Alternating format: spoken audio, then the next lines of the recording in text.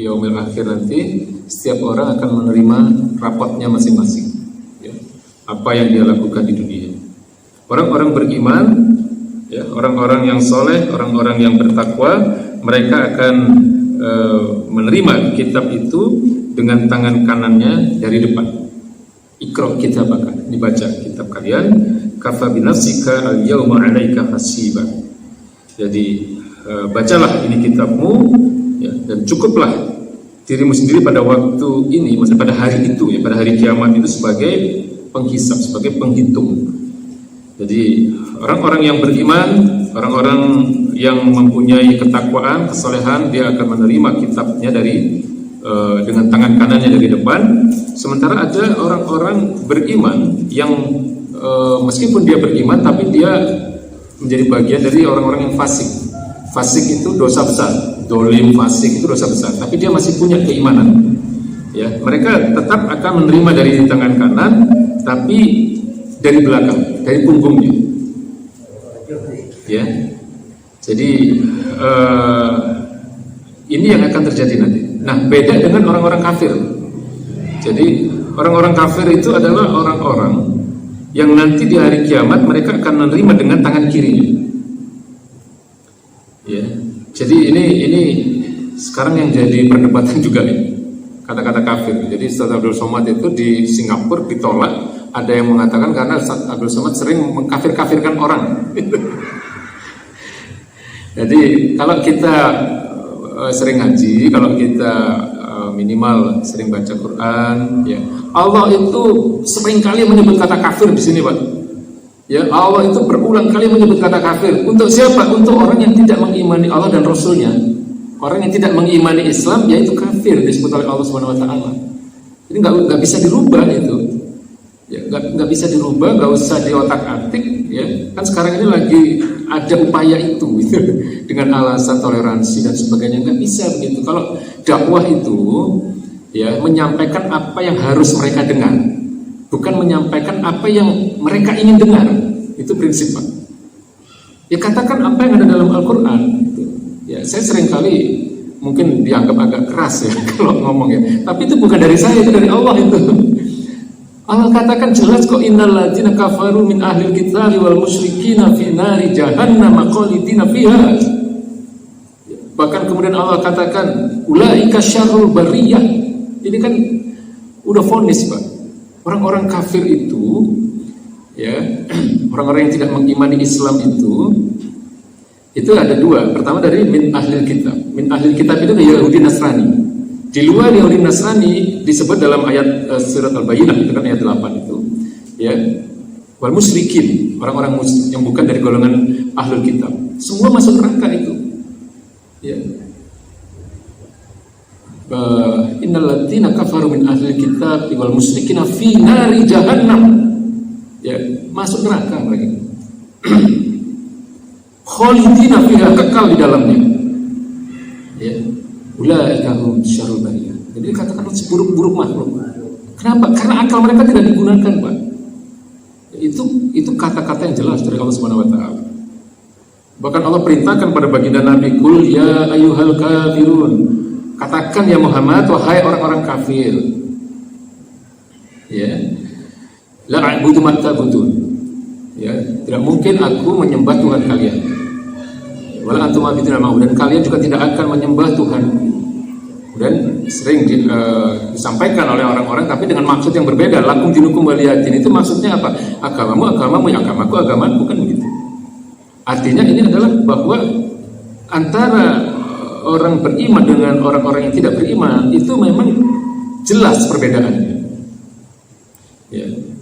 Kemudian di dalam surat Al-Baqarah ayat 34, ketika Allah perintahkan kepada seluruh malaikat untuk menyembah atau bersujud kepada Nabi Adam, itu kan Allah katakan wa izqulna lil malaikati isjudu li Adam, dan ingatlah ketika kami memerintahkan kepada para malaikat itu untuk bersujud kepada Adam. Ya, fasajadu illa iblis. Seluruh malaikat itu bersujud, illa iblis, kecuali iblis. Aba wastakbar. Ya, Aba wastakbar itu artinya mereka menolak dan mereka sombong. Kemudian Allah katakan wa kana minal kafirin, dan mereka adalah golongan kaum yang kafir.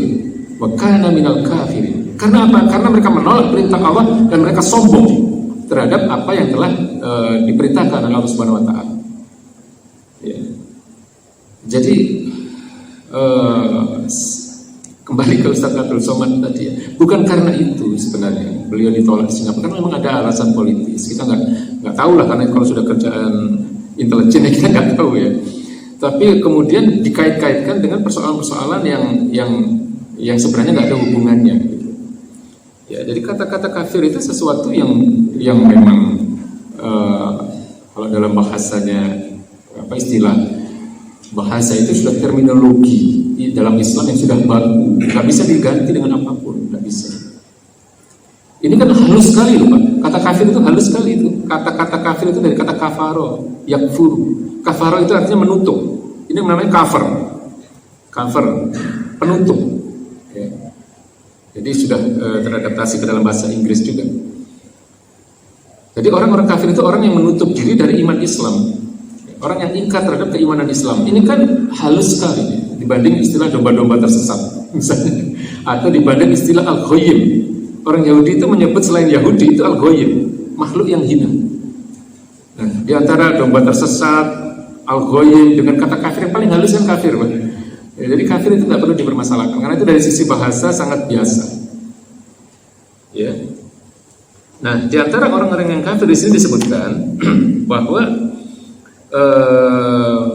mereka-mereka yang beriman, ya, itu adalah mereka-mereka yang mentaati dan mengimani syariat Islam. Di sini kan jelas ya, bagi kaum muslim iman kepada hari kiamat sesungguhnya akan berdampak kuat bagi setiap amal perbuatannya. Mereka pasti berlomba-lomba menjalankan semua perintah Allah, yakni syariat yang dibawa Rasulnya Muhammad SAW, yaitu syariat Islam. Ya, jadi sering saya katakan jangan menolak syariat Islam, karena sekarang lagi dikampanyekan penolakan terhadap syariat Islam. Ya, ini berbahaya, Pak. Kalau kita menolak syariat Islam, itu sudah otomatis keluar orang dari Islam. Syariat Islam itu apapun aturan yang datangnya dari Allah dan Rasulnya.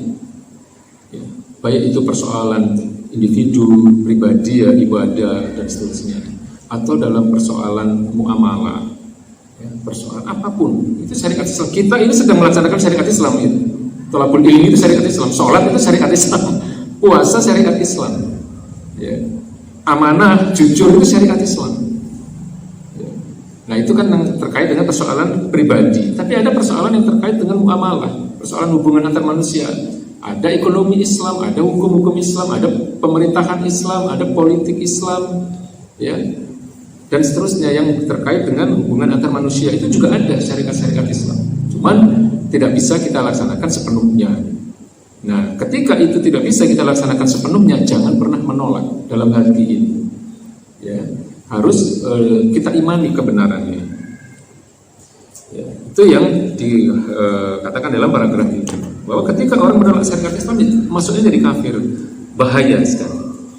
Ya, maka di sini dijelaskan bahwa hari kiamat itu adalah merupakan hari yang pasti datangnya. Seluruh manusia akan menemuinya baik secara sukarela maupun terpaksa. Ya, kadang-kadang ada orang yang belum siap, katakanlah untuk meninggal, misalnya, mau nggak mau tetap dia akan mengalami itu semua. Jadi sukarela atau terpaksa, ya, semua orang itu nanti akan menghadapi hari itu. Jadi memang kadang-kadang tidak terbayangkan nanti akan seperti apa. Ya, tapi kan kita semua akan menuju ke sana. Nah, ketika kita yakin atau sudah merasa bahwa sesuatu itu pasti akan datang, ya yang kita lakukan kan mempersiapkan diri sebaik-baiknya. Itu aja kan.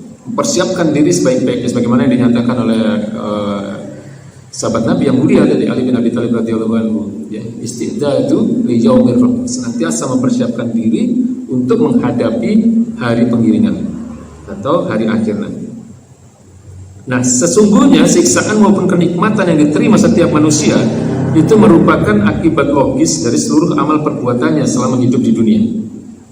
Ya, jadi kalau nanti ada siksaan di neraka atau ada kenikmatan-kenikmatan di surga itu semua adalah hasil, ya, hasil dari perbuatan manusia selama di dunia. Ya, jadi kalau ada orang-orang disiksa di neraka itu bukan karena Allah itu zalim, ya, tapi itu merupakan konsekuensi tadi dari apa yang sudah dia lakukan di dunia. Ya, kan dia selama ini sudah dengar itu kan dakwah Islam, ya kan? Sekarang gampang sekali mendengarkan dakwah Islam bahwa ada surga, neraka, bahwa Allah itu menyediakan dua jalan, ada jalan yang halal, jalan yang haram, apa-apa yang diridhoi Allah, apa-apa yang tidak diridhoi Allah, kan semua sudah disampaikan, ya. Apalagi zaman seperti ini, di mana teknologi informasi sudah luar biasa. Ya, lihat TV ada dakwah, lihat WA ada dakwah, ya, lihat YouTube, Facebook, semuanya itu sudah banyak sekali dakwah-dakwah yang bisa kita baca, bisa kita dengar. Nah, kalau ada orang yang nggak percaya, kemudian mereka melanggar, ya, apa-apa yang menjadi ketetapan Allah, ya, nggak percaya dengan apa yang telah dinyatakan oleh Allah Subhanahu Wa Taala, kemudian mereka nanti akan menerima siksa itu di neraka, yaitu sudah merupakan satu konsekuensi, ya, bukan karena Allah itu zalim, ya, bukan karena Allah itu tidak adil, kok ada yang di surga dan di neraka, tidak. Ya, jadi bagian dari akibat, ya, hasil dari apa yang dilakukan oleh manusia selama di dunia. Nah, maka sebagai penutup dari apa yang kita bicarakan hari ini, sekali lagi bahwa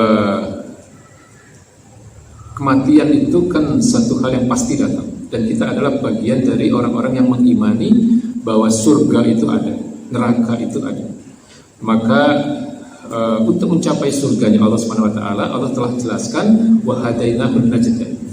Ya, telah kami berikan dua jalan, ya, jalan takwa dan jalan fujur. Jalan takwa itu jalannya orang-orang yang senantiasa mempunyai ketundukan total kepada Allah Subhanahu Wa Taala. Orang-orang yang tadi dikatakan di sini menjaga dirinya dari siksa api neraka. Ya, memang tidak mudah.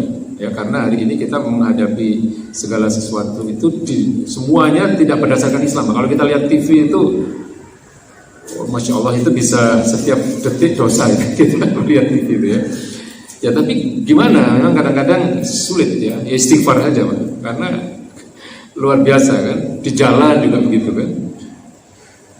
Ya, artinya yang sering saya katakan kan, jangan pernah berhenti beristighfar kepada Allah Subhanahu Wa Taala. Nabi ratusan kali setiap harinya beristighfar kepada Allah Subhanahu Wa Taala. Ya, maka kalau kita sedang nyetir motor di jalan atau sedang apapun lah aktivitas kita, jangan hanya sekedar setelah sholat, ya, istighfar itu terus kita mohonkan kepada Allah Subhanahu Wa Taala. Kemudian senantiasa memohon hidayah, ya, karena untuk berislam secara benar hari ini memang tidak mudah. Memohon hidayah kepada Allah Subhanahu Wa Taala agar kita memang digolongkan menjadi orang-orang yang beriman, ya, dan tidak sekedar beriman, tapi semoga Allah golongkan kita menjadi bagian dari orang-orang yang muttaqin, orang-orang yang bertakwa, sebagaimana yang menjadi tujuan kita dalam setiap ibadah.